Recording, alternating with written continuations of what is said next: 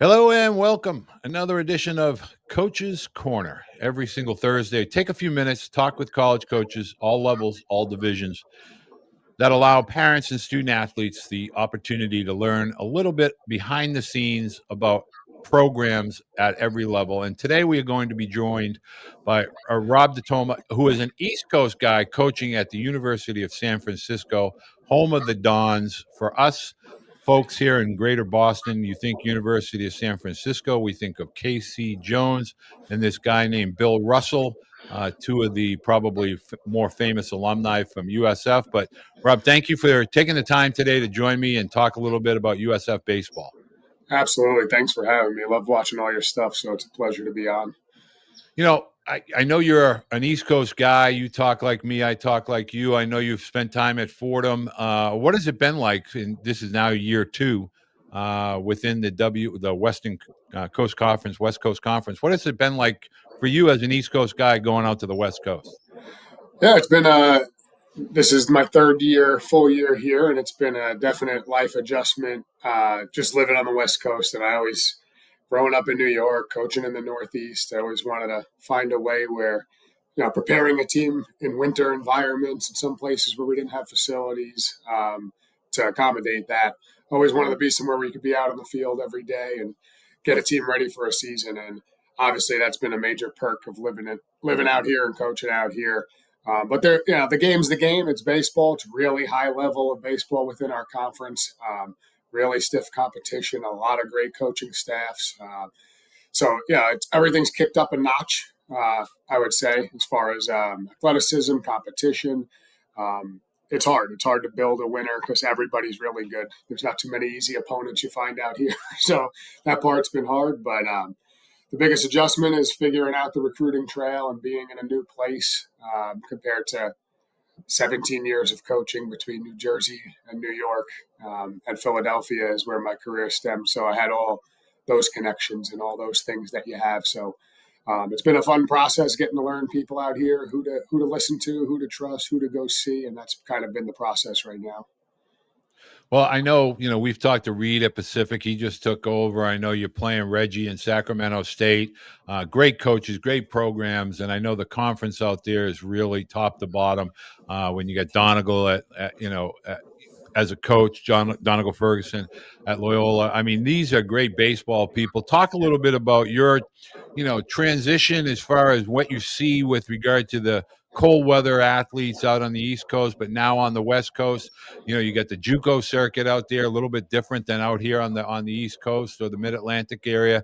What type of athletes catch your attention now as a head coach at that level out on the West Coast? Yeah, you nailed it. I mean, the junior college level out here is top notch. I mean, growing up again, Northeast, it wasn't something I ever involved in my recruiting process at any of my stops until FDU and COVID hit and kind of the world changed. And recruiting junior college players was a big part of the reason we got good at FDU. In my third year there was kind of this mindset of quote unquote second chance.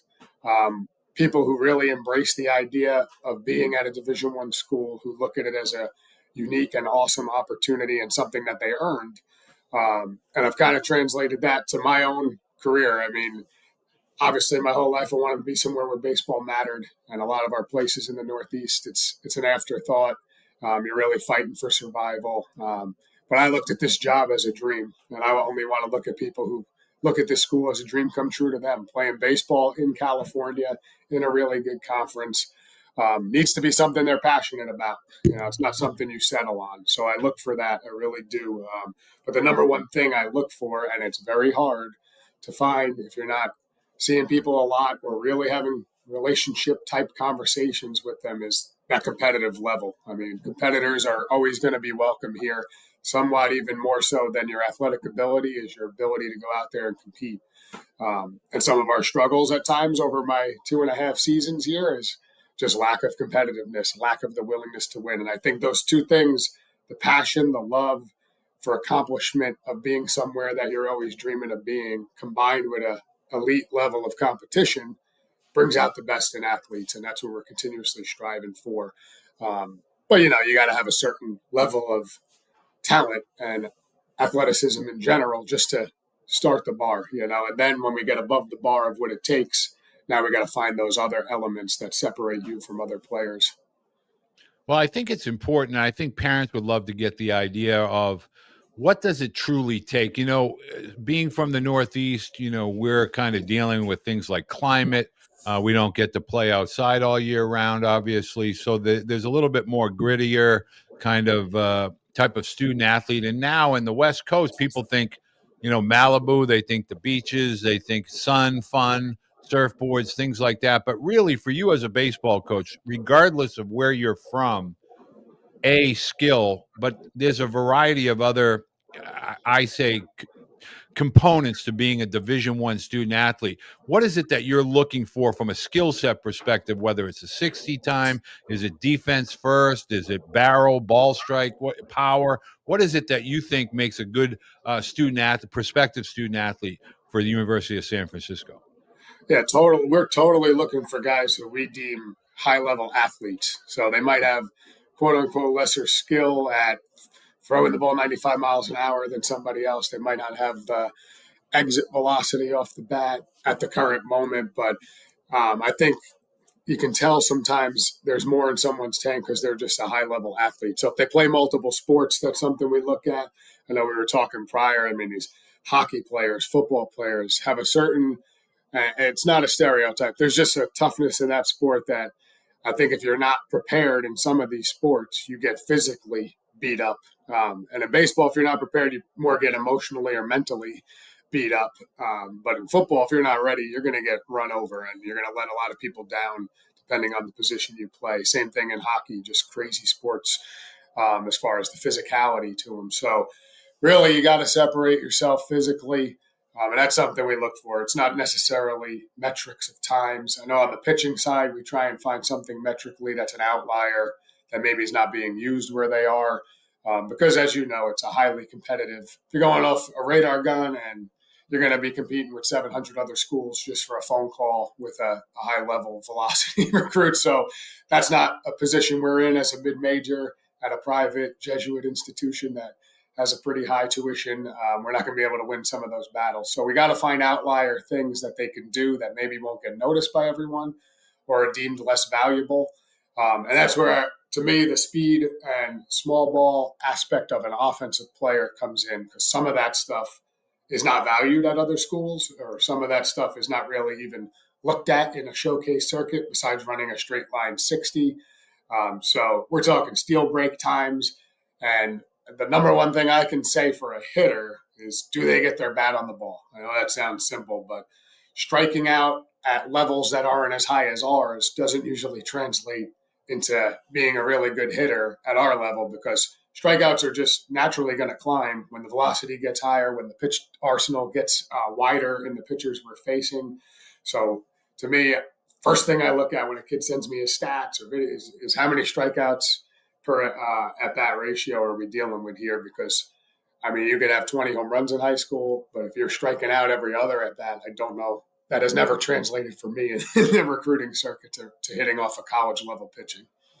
So one of the things I try to deal with parents is everybody wants to scream from the rooftop that the high school athletes are getting kind of ripped off and shortchanged here. But at the end of the day, as a college coach, and I am a huge proponent of everything you just mentioned: ball strike capabilities, making the routine plays, base running IQ, those types of things. They get you between the lines, but more importantly, they keep you between the lines. Talk a little bit about the role of the high school athlete from your perspective as far as building a program, and where do they fit with regard to your recruiting classes, not only in the past but going forward. Well, I think your parents that you deal with do have a legitimate gripe. The world has changed, and it's just new. It's not. I don't know if you say fair or unfair. It's just different. It's a different process than we all have ever dealt with. I'm sure the coaches you talk to would say the same thing. And I don't know that everyone's in favor of the current climate, but we all have to adapt to it. And I do think it's actually better for the high school athlete. It might be a slower process, but I really believe you're going to find yourself in more situations that benefit you as the athlete in the right school, at the right spot, at the right time, versus what we all used to deal with is having a lot of guys at our programs in the fall, and a lot of guys that don't get on the field in their younger years, and they're kind of stuck there waiting their turn, and you never know if it actually happens. So, with that being said, I mean, we have 9 freshmen in next year's class, and we have no intention of changing that, no matter what the rules end up being. I am a firm believer in building a program, like I said, being relationship driven, communicating what we're all about. These are traits I hope every player that plays for me can say about me and my program is we always knew where we stood. He was always honest. He communicated.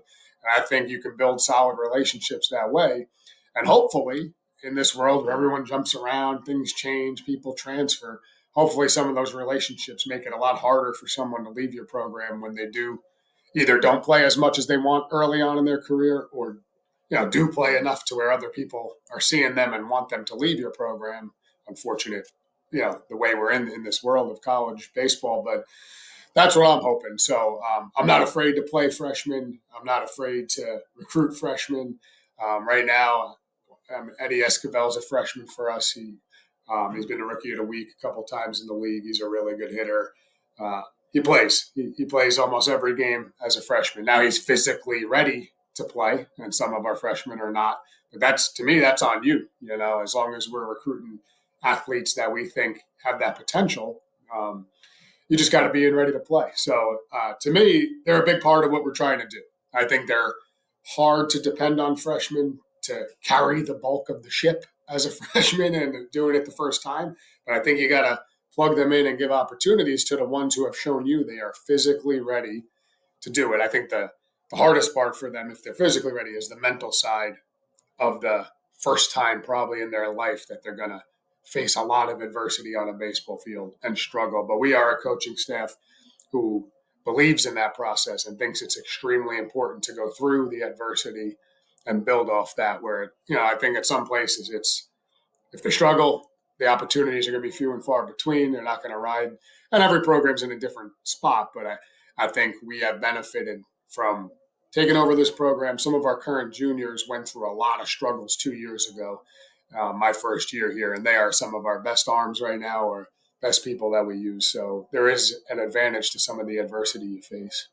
Well, I'm so glad you went down this path, because we hear so many parents and coaches talking about physical and strength and speed, and rightfully so. But at the end of the day, the biggest hurdle, the biggest obstacle for a lot of the high school athletes entering college is the mental discipline, the mental, as far as being able to flush. And when I say that to parents, they sometimes look at me like I have 3 heads. You have to have the ability to flush yesterday, take the parts that you can learn from, and just throw the rest away. It's like, yes, I always tell parents, it's like history homework for me in the 9th grade. It's history. It's yesterday's news. It's not coming back. Can you talk a little bit about that mental component for the younger student athletes that make that transition from summer travel / high school into college, and why it's an important component to becoming a successful college caliber athlete? Yeah, like I said, I mean, for a lot of them, it's the first time they're ever going to struggle for an extended period of time. And usually it happens right in fall practice. You walk in, you're high on life. You think rightfully so, you've earned a spot on a Division I baseball program. You're probably recruited by multiple schools, and everyone told you how great you were, because that's what we have to do in the process. And then you get there, and there's just a lot of players, and it's usually just a much higher workload than you're used to doing in high school, and definitely in summer ball, where it's just every day you're competing against older, stronger, more experienced, more mentally experienced athletes who know how to kind of get themselves through a practice, through a week. So it's crucial, and it's hard to find, and in the recruiting process, we need to do our job to try and see what adverse situation someone might have been through. And that's why I kind of like some guys from the JUCO route and other things that it wasn't probably their plan to end up where they were. And they had to fight through some bit of adversity that was outside of their plan before they got here. But for a high school athlete, it's really, we as a coaching staff need to kind of guide them through, because here you're going to be someone that we try and depend on, which means we got to guide you in the right direction and show you that these experiences are normal. Failed experiences early on in this sport is extremely hard. It's extremely hard, and it only gets harder, and the pile-on effect doesn't help. So the mantra of our program is we just try to go 1-0 every day, and that's kind of our mentality. The next pitch, win the next rep, win the next day. As hard as yesterday was, or as good as yesterday was, the only good we can learn from that is whatever happened, we learn and we move on. We can't harp on it.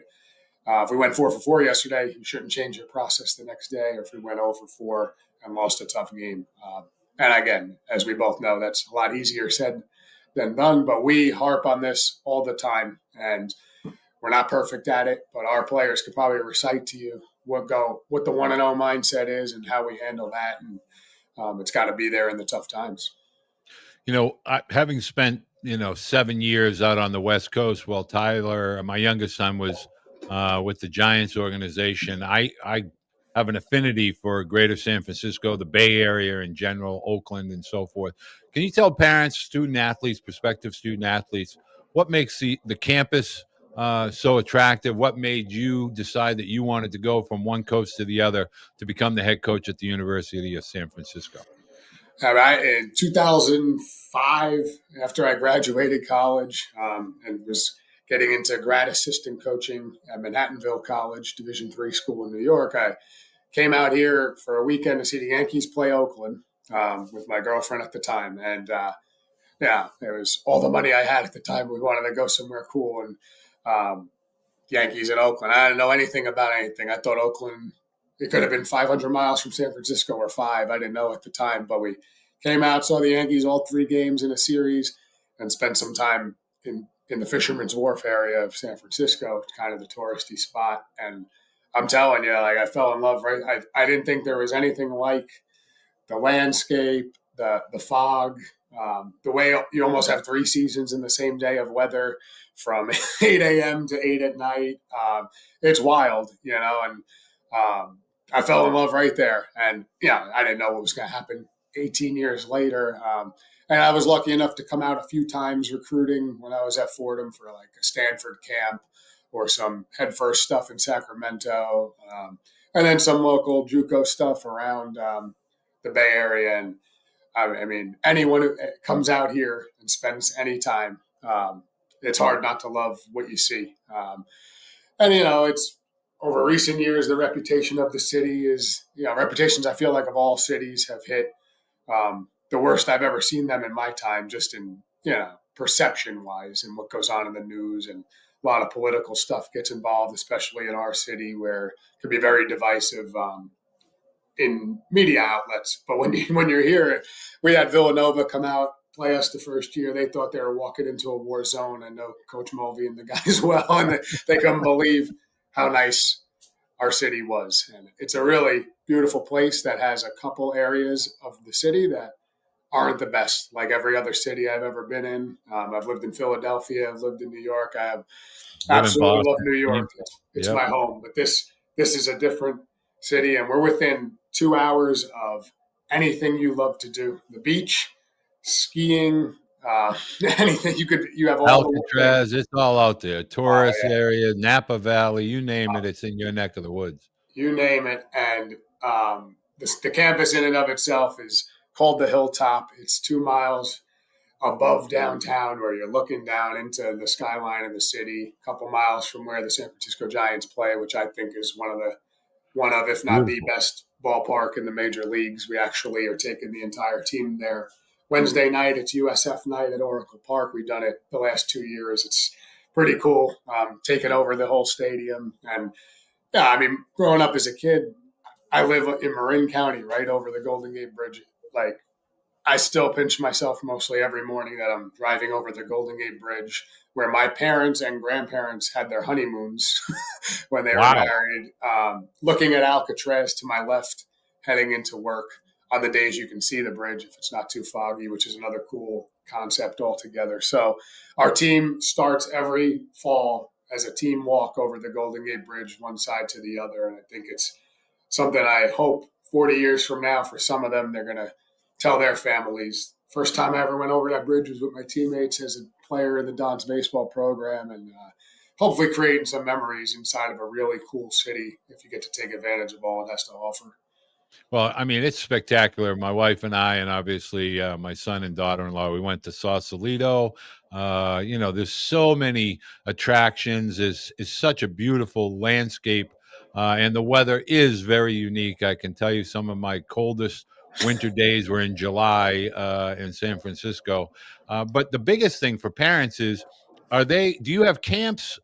Are there camps during the summer? Do you prioritize and prefer that the high school guys come and kind of see the campus, meet the coaching staff, and kind of make themselves available to you for evaluation purposes?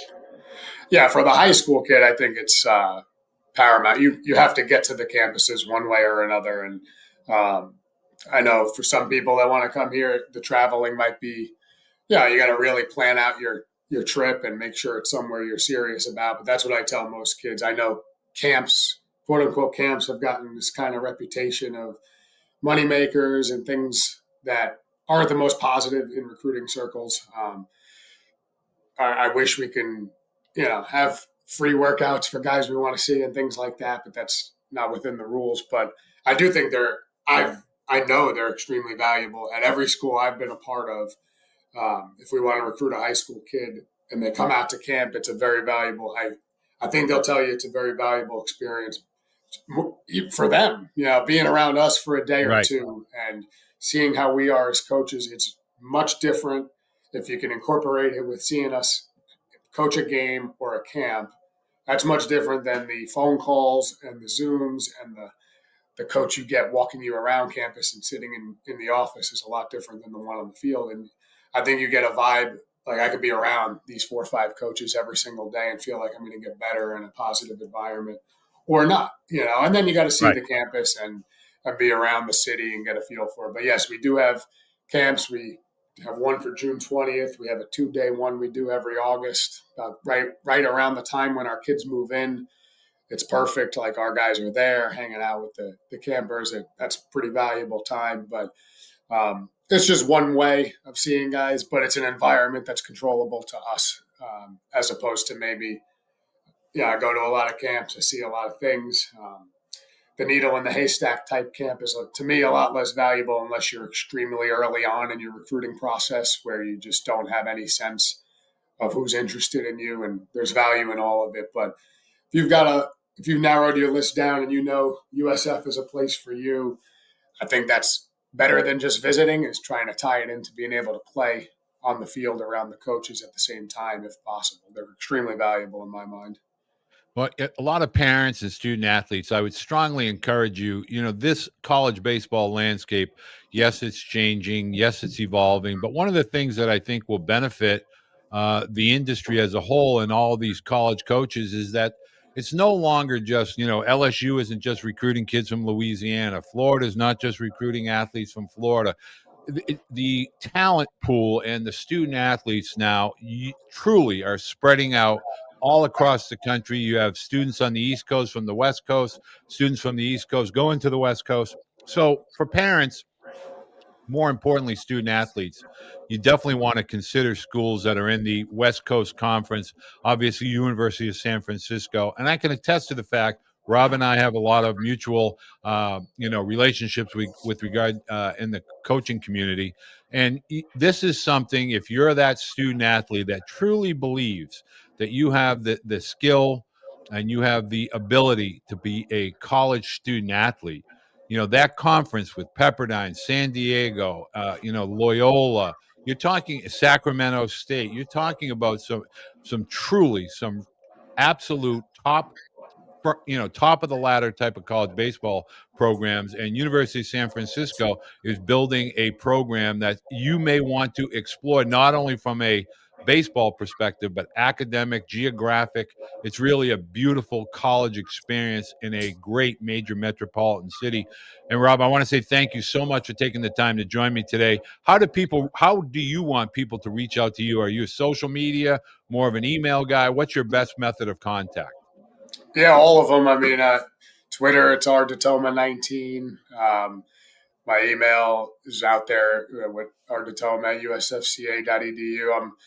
I try and answer every email I get if possible. Sometimes you get backlogged a few days, but I'm trying to make myself pretty available because, like I said, I think the number one thing you could do in recruiting is get to know the relationships you're building, and that's hard to do just off a couple exchanges and videos. So trying to get to know you if you are interested. I appreciate all the kind things you said, but reach out, email me, hit me up on Twitter, X, whatever they're calling it these days, and let us know because we are definitely looking for competitors. And you're right, this is a very good baseball conference. If your dreams to be a professional baseball player, the West Coast, you have a lot of availability, a lot easier to get seen out here with the landscape than it was where I used to be in the Northeast with a zillion schools piled on top of one another, trying to figure out how to get to a game as a scout. Um, we have a lot of interest in our conference every year of people getting drafted, and it's a really good place to play ball and go to school and enjoy some California sunshine while you're playing. Well, the big thing to understand is baseball blue book, everything and anything to do with the University of San Francisco. Rob's contact information, all of the coaches at USF, all located within the blue book. I'm sure if you have a profile, you want to link your profile to USF staff, go ahead and do that. But also take a look at the camp schedule. First of all, it's a tremendous place to visit for the family. So you can take the whole family out and enjoy a great baseball camp, whether that's in June or in August.